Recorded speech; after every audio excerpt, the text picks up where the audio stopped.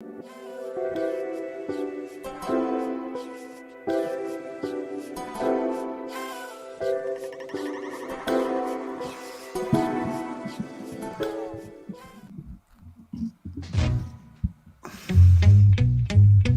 now, the Sleephawk Worldwide Podcast. Here are your hosts, Brandon Staten and Tyler Hansbrough. What's up, everybody? Welcome to the Sleephawk Worldwide Podcast.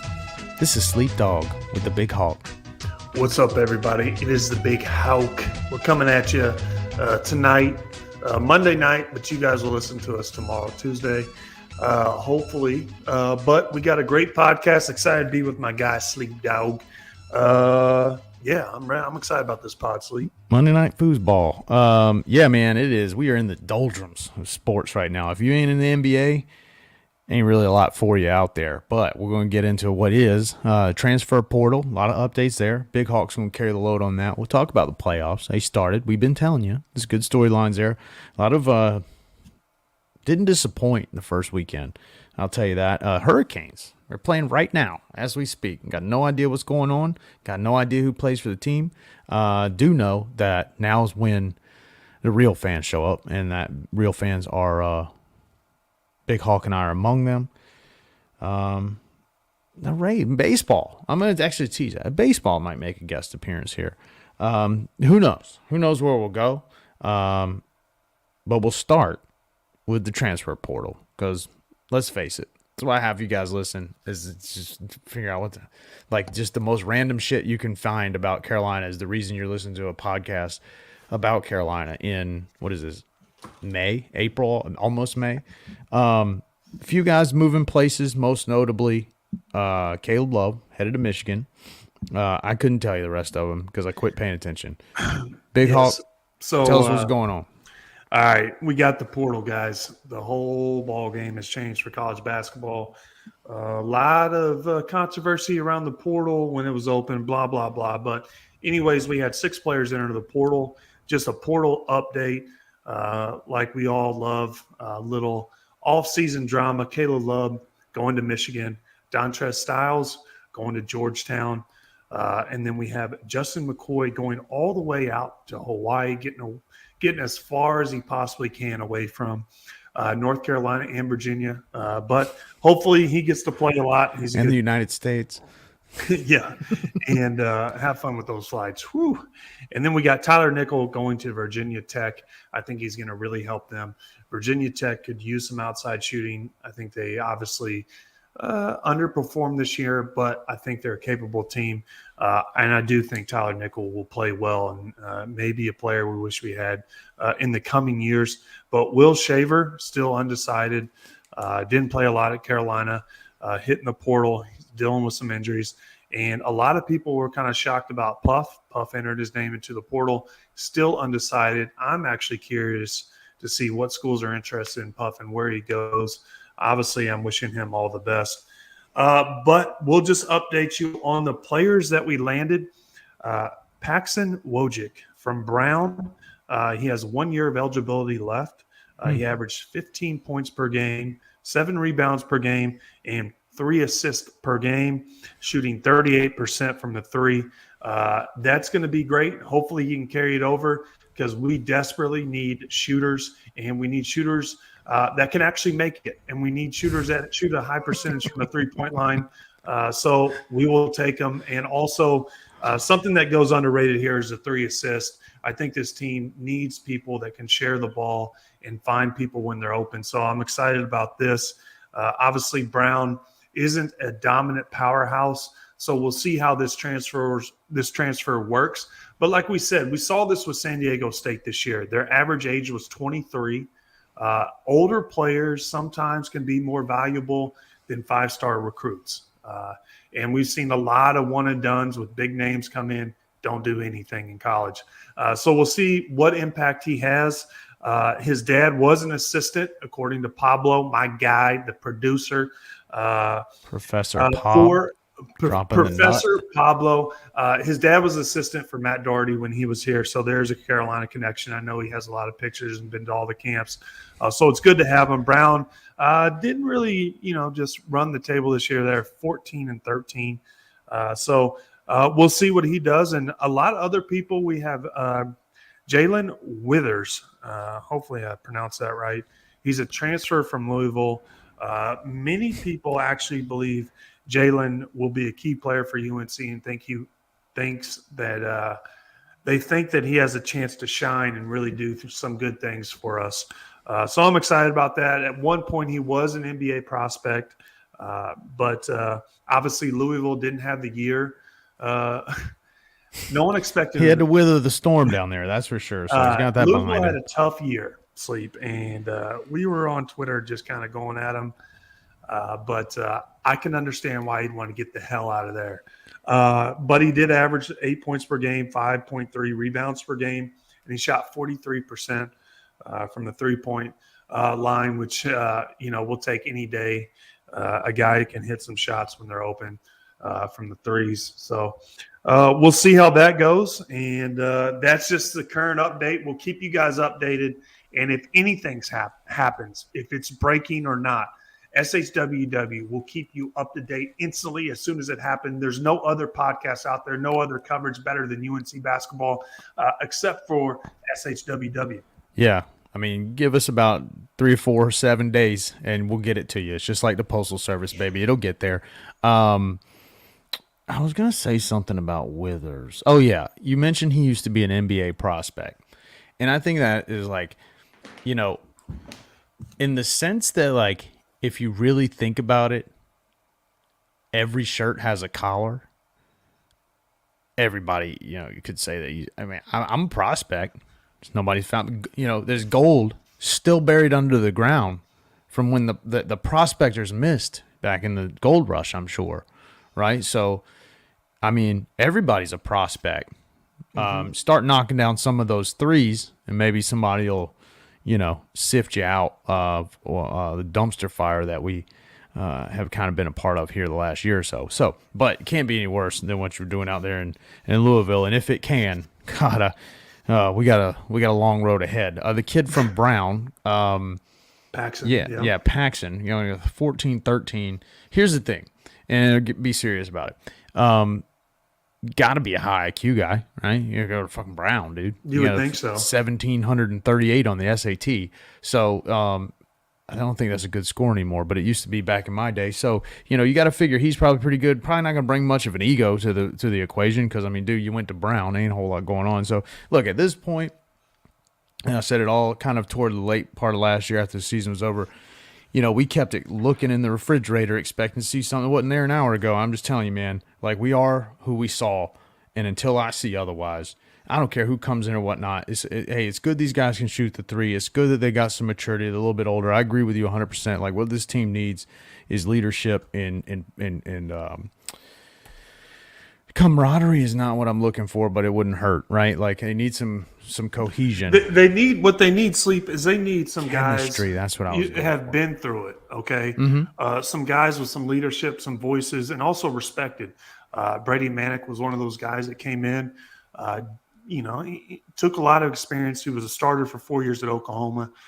So I think getting veteran guys in college and also guys, it's different when they're 22, 23 versus they're 19 or 20 coming in. You have a lot of time in the weight room and you know what it feels like to play against big, athletic, strong players.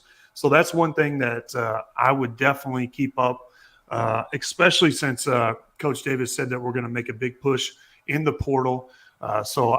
And we're also losing a lot of players. Okay, we have some voids we need to fill, and also we have some players on the bench that can hoop too. Jalen Washington's going to have a great year. He's going to come in, get his confidence. He was hurt before the season last year. He's a potential NBA prospect, and I know we joked about it. He is a legit NBA prospect. Sure. He has size. He has great hands. He has touch around the rim, and he can shoot it. Not many people at that size can do it. He has decent footwork. Good athleticism. So he's a guy who I think can really develop and be key for us coming through the home stretch. Now, he didn't play a lot, so this year is going to basically we're going to have to look at kind of like his freshman year. There's going to be some up and downs, but if we stay with him, I think at the end it's really going to pay off for us. Yeah, I agree, man. And like, look, they've everybody here. That's the unique part about it is, for everything that we started talking about when the season started this year was, you're riding high, you've won, you've gone to the national championship. Now, how are you going to handle all these expectations, right? I mean, you come into next year and it's like the exact opposite. It's like nobody expects anything. Now, somehow I still see all these like, way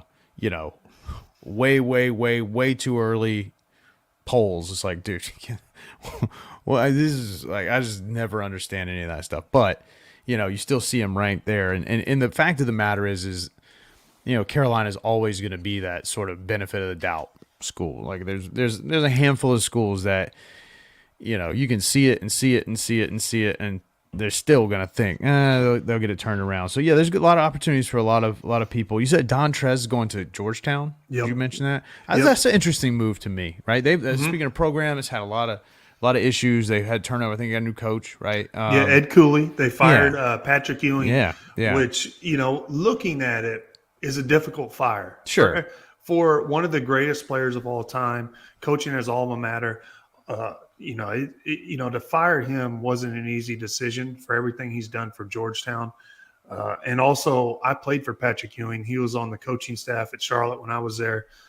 So I know how hard he works. Mm-hmm. And it just didn't work out. Sometimes you just got to cut it and move on. But, it's tough. But Ed Cooley also, there's a lot of drama about him leaving Providence to go to Georgetown. Mm-hmm. Providence is his alma mater. And then, there was a little controversy with the fans. He's at Georgetown. He thinks that Georgetown has more potential, and the ceiling is higher than Providence. So he thinks he can get recruits at Georgetown, bring them back to make Georgetown a powerhouse that it once was. They're getting some good recruits. Apparently, Hunter Dickinson, they might get him from Michigan. So we'll see what happens there. We'll see what develops. Ed Cooley can coach. There's no question about that. So I'm going to be interested to see what Georgetown does. And also, Georgetown low-key been a rival with UNC. Mm-hmm. And so for them to be good, potential tournament team that we've seen, I think Jordan hit the shot in New Orleans against Georgetown. My team lost in the Elite Eight my sophomore year to Georgetown when they had Roy Hibbert, Jeff Green. So we've seen each other a lot, and it'll be good to have them good again. I always like Georgetown, man. They're a fun team to watch, dude. They when they're good, like college basketball is sort of like, it's weird, now that you mention that. It's almost like when Georgetown's good, like college basketball's good. Yeah. They're kind of a bellwether. They got some historically good teams, and that's a team too. And like that, what I'm just generally interested in about the, trend of college basketball. The portal's here to stay, or at least it's as far as good as we know it, right? Until they come up with a better idea. And let's face it, that shit ain't gonna happen anytime soon. NILs and all this sort of stuff. Like, it's just a different landscape. I'm interested to see, really kind of nervous about it from a Carolina perspective, but how often, I just think it's a hard road for like perennially good programs. Like, I think they're going to have a hard time like keeping people and staying good. It was always been it's always been hard to win and win repeatedly. But now, with all these sort of X factor things going in, that's like kind of equalizing the playing field a little bit. Like, I just think it's going to be incredibly tough for your Kentuckys and your Dukes and your Carolinas and these teams to like stay at the top. I think they still obviously have a very clear advantage. But it's interesting, man, the way that these like younger kids, I guess, consume information and like what matters to them and stuff is like the loyalty and like legacy sort of stuff is like, I mean, and you see it the most, in my opinion, when you watch like what's going on with Deion Sanders in football, right? You got like the top recruits are just following this guy because he's on social media, like he's creating a buzz. I love Deion, by the way. It's just fascinating. So, you got all these, shoe deals, NIL deals. Bro, imagine you're a kid and you could go be like, have to wait a year at minimum to get like heavy minutes at a place like UNC, or you can go to the big school wherever you're from and make like 200 grand and be the guy. I mean, it's a different dynamic, dude, in a lot of ways. And the money, it's weird because we're so accustomed as fans to what the pros make that we just totally disregarded an 18-year-old kid getting a check for $20,000 or 2,000. You know what I mean? Like free Bojangles or some shit isn't a big deal, right? So I don't know, man. The whole thing is interesting to me. The portal is just dizzying. I cannot keep up with all that shit, but it's like we're gonna land at the beginning of the year and they're gonna have all these rankings and all this sort of stuff, and we're just gonna have the same shit happen that happened this year. And so, my point to what you just said is I think the one thing that will change is the COVID year is on the clock. So we're not going to see some of these older teams like San Diego State. They had like a 25-year-old playing this year. And Memphis also had a 26-year-old on their team. So we're not going to see that anymore, which is kind of funny just thinking about it. But that will change. You got some bald dude playing shooting guard. Yeah, that will definitely change. But the one aspect about the NIL, and this affects home, especially in the ACC is what I'm talking about, is Miami. Miami is going to become a team where players are going to want to go. They have one of the best NIL packages in the country, and they're willing to pay players. I don't know how you want to, disclose the dialogue here, or what's proper, what's not the proper way to say it.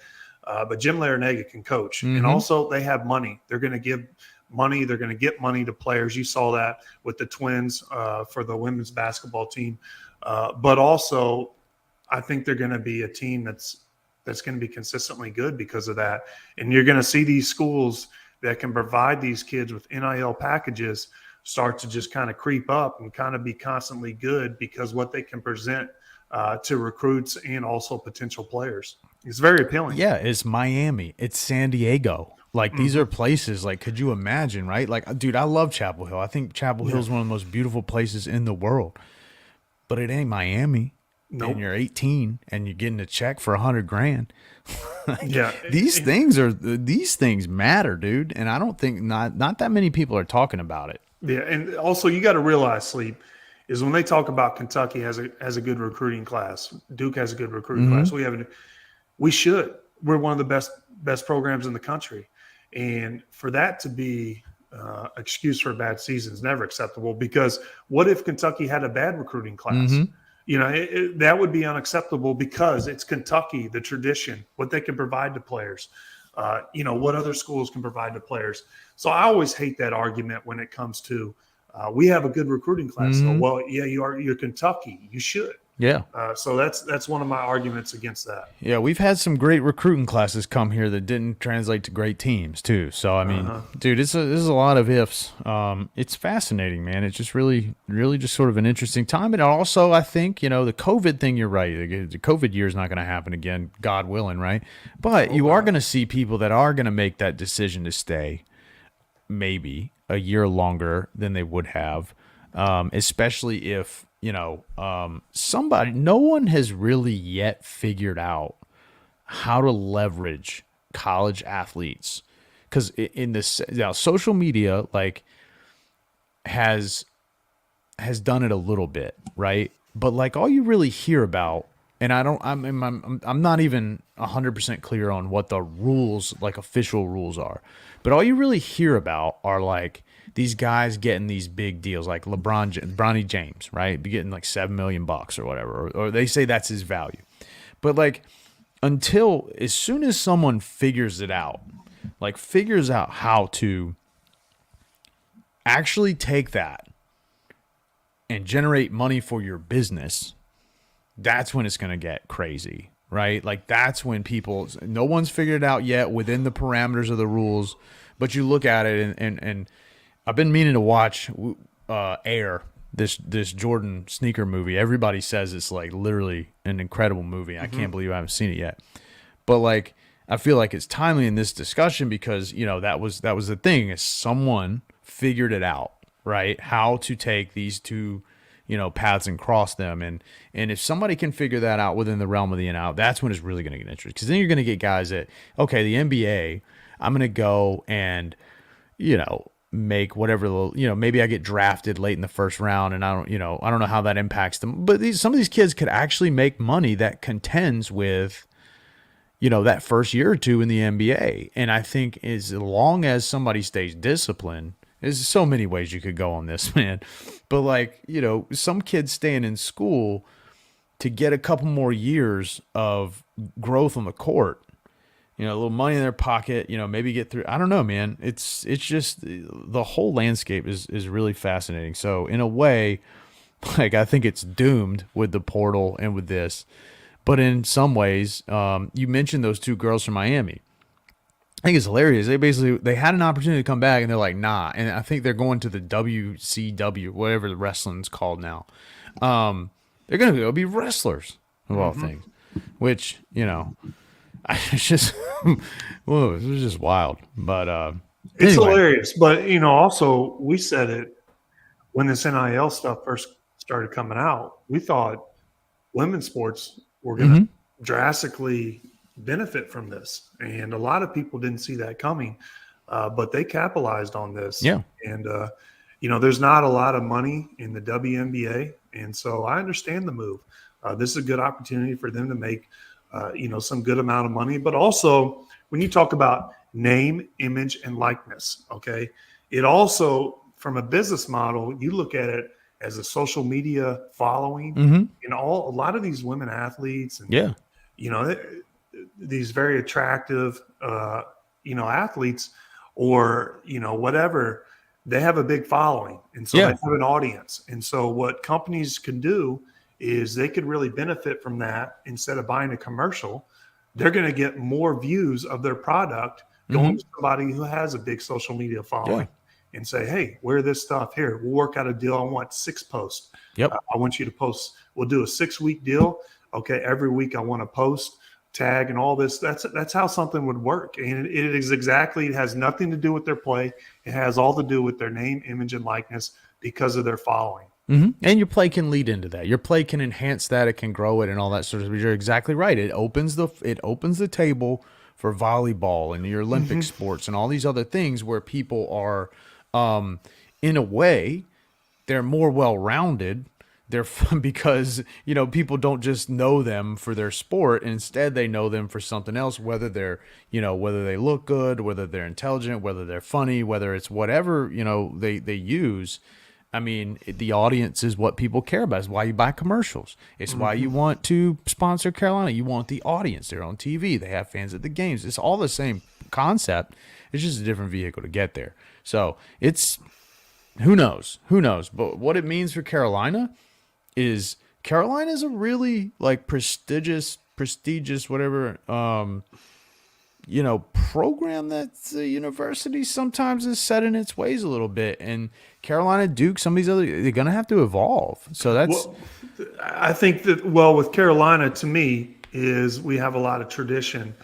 And it's not that, sometimes when you have tradition, it takes a while for somebody to actually commit to a change. And I think especially for a lot of places in the South or other places with a lot of old school mentality is, they're not so willing to adapt as fast as some of these other schools. And the one thing about Duke, though, is most people connected with Duke aren't from North Carolina. The majority of them from the North, private school mentality, and a lot of money as well. So I'm interested to see what type of packages they're putting together and what they're evolving for their NIL. It's going to be very interesting. And also Duke is going to be very good. They just got Filipowski back.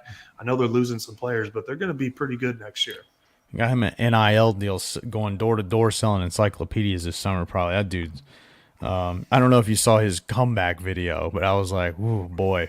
I mean, that makes the hair stand up on the back of my neck, dude. It was kind of comical. Anyway, yeah, lot to be determined as college basketball goes forward this summer, towards the new year, and into the next season. I think you can see a lot more of the same like we saw this year. Also, a lot to be determined and a lot of interesting things we're seeing in the NBA playoffs.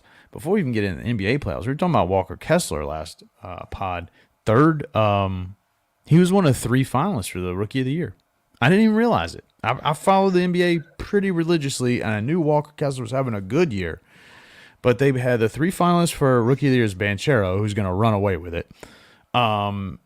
Kessler. Yeah. Did he win it? I didn't even see yet. But yeah. There was one vote that didn't go to Banchero. Right. And it was the Jazz. Walker Kessler. But they ran the advanced stat on it, and Walker Kessler might have had it, advanced stat-wise, he might have got him. Well, yeah, I mean, he's a much more efficient player, and as much as I hate to, as much as I hate to admit it, Banchero is going to be a great player in the NBA, or at least he reminds me a lot of Jason Tatum when you watch him play. And there's some teams out there that could be pretty good. So, like right now, maybe Banchero will be the first Duke player NBA, to be any good. Well, NBA MVP ever from Duke. How about that? Banchero, that might be pretty good. I mean, Kuminga's going to eat his lunch for the rest of his career. So, I mean, I don't see him being an MVP, but we've had a few MVPs at North Carolina. Yeah, Duke never had one. Yeah. I never realized that. Grant Hill was probably the best opportunity they ever had, and he just couldn't stay healthy. Dude, Grant Hill was good. Grant Hill was good. I can't knock that. He was unbelievable. His highlights are up. Very few guys too from Duke that you like as you get older, so you calm down about some of those older guys. Like Christian Laettner, I'll never like he can always kiss my ass. But you calm down about like Grant Hill and Redick and some of those guys. A lot of interesting storylines in the NBA. So you got the play-in has happened since the last pod. I thought Oklahoma City might make it. Speaking of young teams, they barely got ousted. And you wound up, the interesting part about the NBA, speaking of the uncertainty of the college game, interesting thing about the NBA is you got a lot of these really great teams that are lower seeded in the playoffs this year. You got the Warriors at 6, you got the Lakers at 7, like the Heat barely getting in. The Heat were the number 1 seed in the Eastern Conference last year. And it's not like their guys got hurt or they lost players. I mean, they still got Jimmy Butler, they still got Adebayo, they still got Tyler Herro, they still got they got good players. And they barely got in the playoffs. Then they lost the first damn play-in game, and they had to win their last game to get in.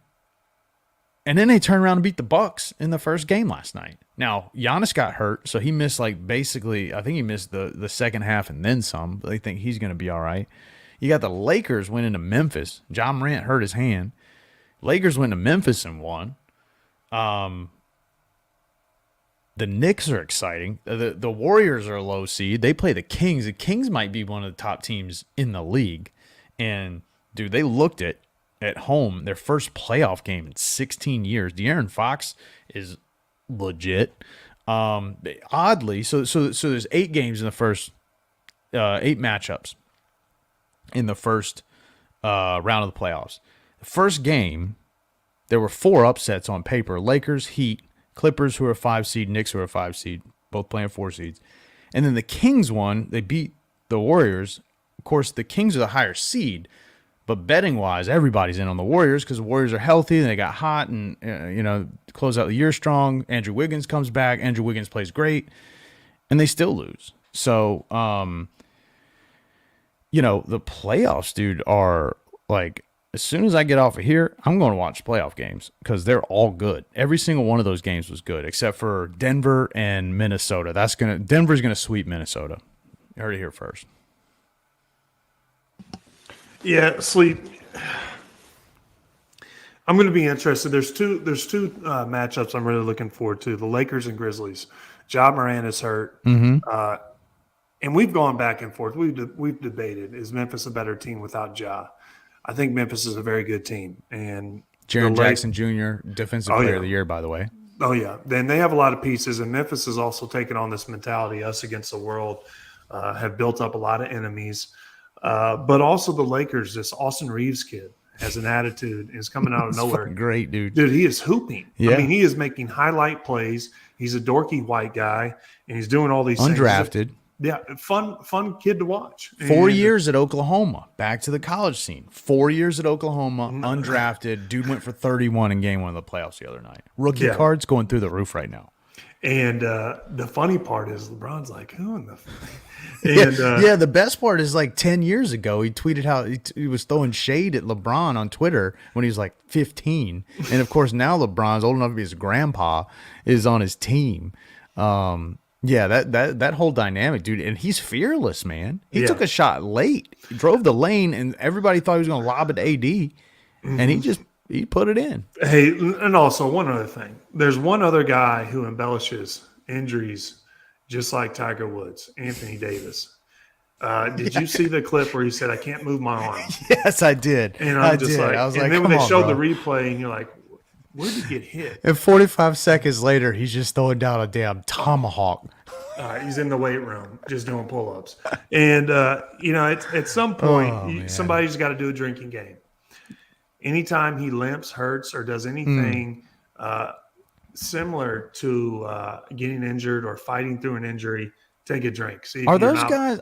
I meant to ask you. Sorry to cut you off on that, because this literally, I literally was watching and I saw that happen, that exact thing. And two things. I'm getting to a question about this, but before I even ask, like Anthony Davis, I used to think like, man, why are everybody so high on this guy, dude? Like, I get that he's good and blah blah blah. He's hurting this, dude. He is fucking incredible. He is extremely good. Way better than I think even people. I think he's still underrated after having watched him a lot more. Dude, he's unbelievable. Are there guys, though, because he comes to mind, are there guys in the NBA that aren't really hurt?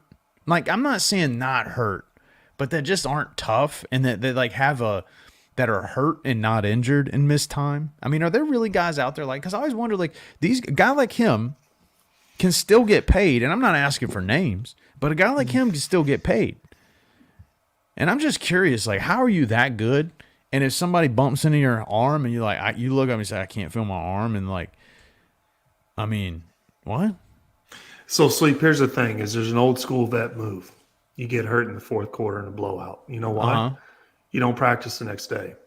And I'm not saying Anthony Davis does that, but I do always wonder when somebody gets hurt, that's a key piece that doesn't have to worry about his spot late in the game. If, hey, I want to sit out practice or something like that. Trying to go to the club tonight.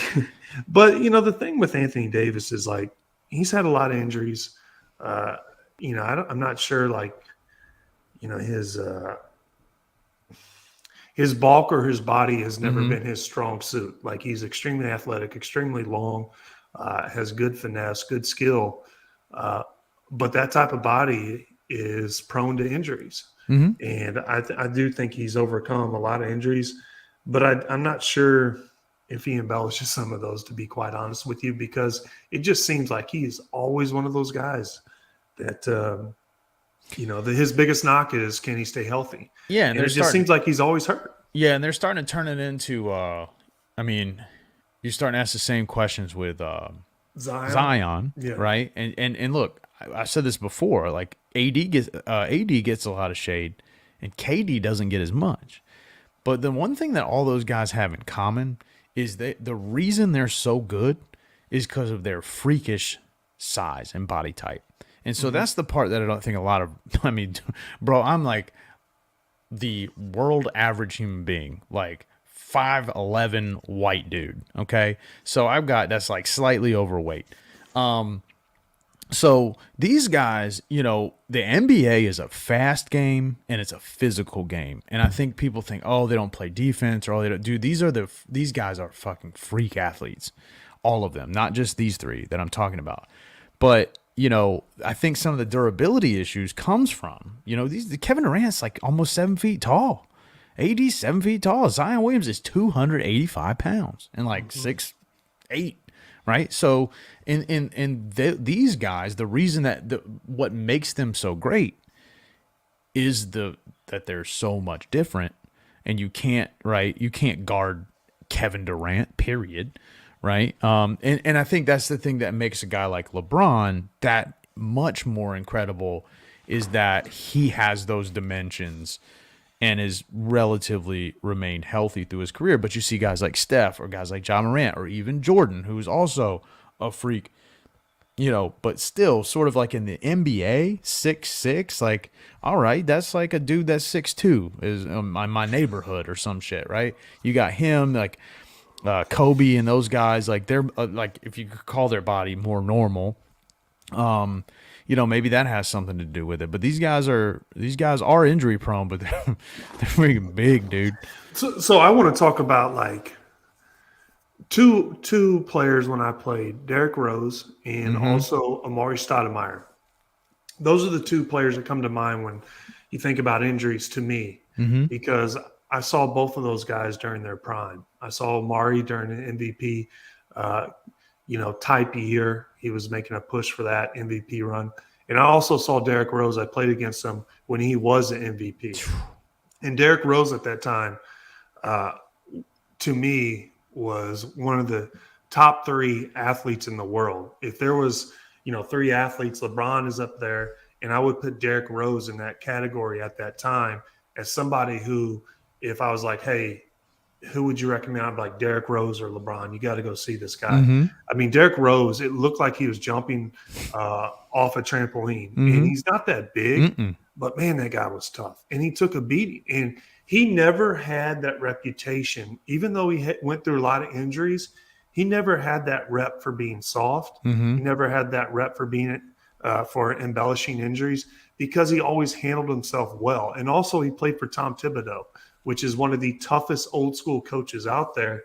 And so the media kind of fed in with that. But Derrick Rose, is one of those players that come to my mind. And he's also, you talk about, some of these freak athletes just have these injuries because they're so athletic. Can their body handle the type of punishment or, the force that it requires to be that athletic on the body? Is it capable of moving and jumping like, some of those guys do? And I think that has a lot to do with it. Omari, for his size, I mean, that guy could rip it and put it right on your head. Before you blink your eye, he's dunking on you. But he was also one of my favorite players growing up. So I love the battles. He was good. Those are great call outs, man. Derrick Rose's MVP season, like I haven't even looked at the stats, but his MVP season might have been one of the greatest single, individual basketball seasons ever. I mean, dude, he was incredibly good, and that team was all right. They had a lot of good role players. Well, they had some good play. They had Taj Gibson, role player. Yeah. They had Boozer, who and they just have came from Joakim Noah. Utah. Joakim Noah. They also had Luol Kyle Deng. Korver, Luol Deng. They had the White Mamba, Brian Scalabrine. Let's see, who else did they have on that bench? Kirk Heinrich, who was pretty good. I was going to ask, who backed him. Yeah, those. Okay, so those are great players. They were like a top 2 team in the East. God, he was fucking good. They were a 1 seed that year too. Dude, he was so fast. He could shoot. He could jump over you. Like, play defense, right? That's the thing too that a lot of people don't get enough credit for in the league. Like Anthony Davis last night had like 5 blocks and at one point, or like, dude, like 3-4 steals. He's just right after the arm moment, dude. They gave him a ball running down the lane, and I thought he was just gonna like swan dive through the hoop. I mean, he just pulled himself up. I'm like, dude, I don't know how they build him stanchions to hold dudes like this up, but I mean, there's some incredible. He's good, and it would be really, really cool. I think everybody hates the Grizzlies now, and what's his face, Dylan Brooks showing up in a perm, that whole wiggling thing they do before. It's like, dude, you're asking to get blown out. Yeah, I'm not pulling for the Grizzlies for sure. I don't know what it is, but yeah, I'm with you, Sleep. You definitely want. I don't know, if you're a basketball fan, you gotta want as much LeBron as you can get because there ain't a whole lot of time left. So, speaking of not a lot of time left, we ain't got a lot of time left. But I want to ask one question. I teased baseball making an appearance here. We've been talking about like a little history and all this stuff. So, Tampa Bay Rays, a feeder for the Durham Bulls. So all you local folks here, shout out to the local sports. Durham Bulls feed up to the Tampa Bay Rays. Tampa Bay Rays started the season 13-0. okay? Which is enough for me to actually know that. And if I know anything about baseball right now, chances are it's a big story. I don't think anybody's done it since like fucking Paul Revere was riding around Fenway Park. And it brought me to a good, which of course they're 13-2 now. Pablo, another nut drop on us. So they'll probably be, I guess some of our show probably like 16-10 here in a couple of weeks, and everybody will forget all about it. But it's a historically good start to the season. I do know that winning 13 games in a row in baseball is very hard. Brings me to this question, because also another thing that I heard that I didn't even know shit about is Boston Bruins. Boston Bruins won like 60-some games this year. All right, hockey and baseball. Boston ruins. That's what Boston. Who cares? But apparently they won more games than anybody else. So, single season record. You got Dolphins go undefeated. You got Warriors went 73-9. You got the Astros, I think. The fact that I even have to ask just shows how important baseball is. I think Astros won like 117, 18 games, something like that. Mm-hmm. Boston just wins 63. By the way, I think it's 63. They might win 65. They play 82 games in hockey. That's a shitload of wins when that's all you play. Mm-hmm. What do you think is the hardest sport to have the single season record for wins in? Let me think here, Sleep. I think it'd have to be football. I just think their season's the shortest. They don't play that many games. And I think the likelihood of anybody beating anybody's higher.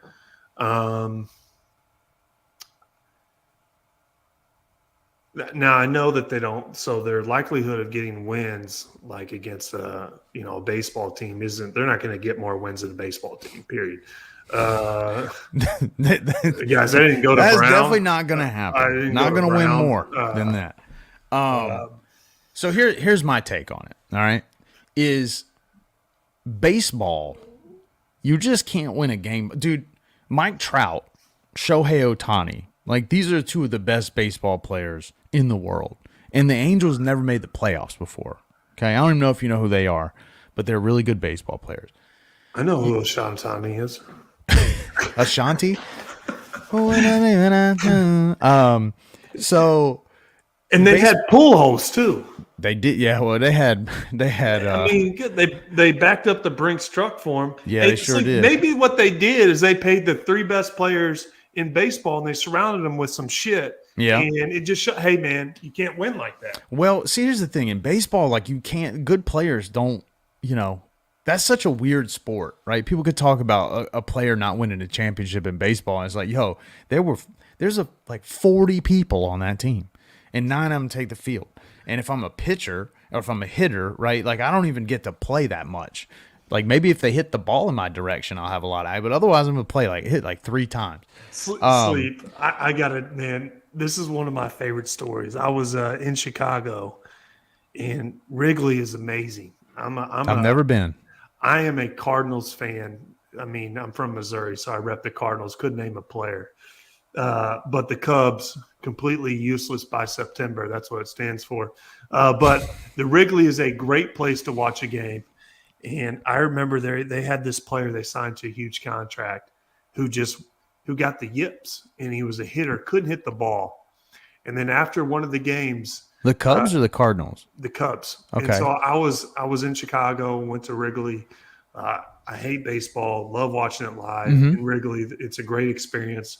And so having a few brewskis, and all of a sudden they had this player come out of the dugout. Couldn't, no clue who it is. They're paying him millions and millions. They just signed him a good contract. Everyone starts booing him. I'm like, what the hell's going on here? And they're like, man, this guy hadn't even touched the baseball in like, I had a long no-hit streak, and they just paid him all this money. He got the yips, and he was open about it. And God, I'm trying to remember who it was. And then I looked at these interviews. He's like, yeah, I've done everything. Listen, guys, I'm really trying. I'm upset too. I'm going to a sports psychologist. And then it got so bad, he was like, I'm contemplating retiring. And I just thought it was one of the.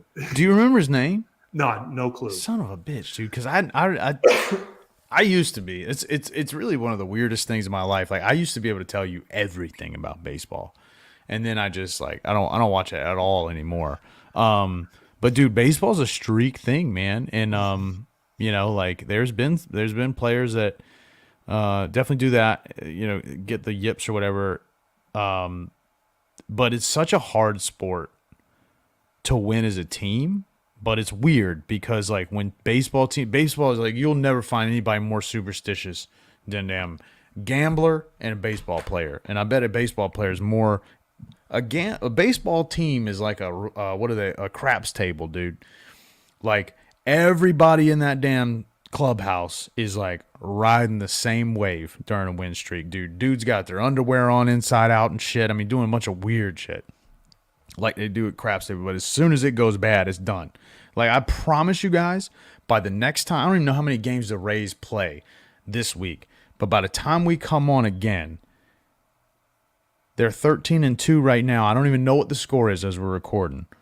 We come back on, they are no better.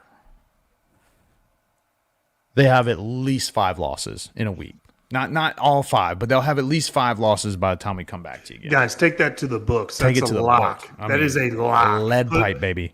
Put the farm on it. Believe me, that is an absolute lock. You've heard it here. Master lock it. Throw away the key. Sleep Bolt dog. cutters. Don't need them. I'm telling you, baby. Ride that one to the Cherokee, okay? Football, okay. Basketball. The thing about basketball is your team can be that much better than everybody else's. Mm-hmm. And that's why I think basketball is probably the easiest to do. I got no fucking idea about hockey. Football is still sort of individual, but it's very team-oriented. Baseball is a very anticlimactic answer to the question, which is what was the hardest single-season wins record. You got all those games and all that shit. I'm going to go baseball. But nonetheless, pretty crazy what the Rays did. And it's also crazy that the Durham Bulls, I think, have won the championship 3 seasons in a row. Nobody gives a shit. Also not easy to do. I'm running out of storylines here. Go get your crab cakes. Check out the transfer portal. Go check out the NBA playoffs. Jonathan Kuminga's on in about 52 minutes. You know where Sleep Dog's going to be. You got anything else, Big Hawk? Stay safe. Stay safe.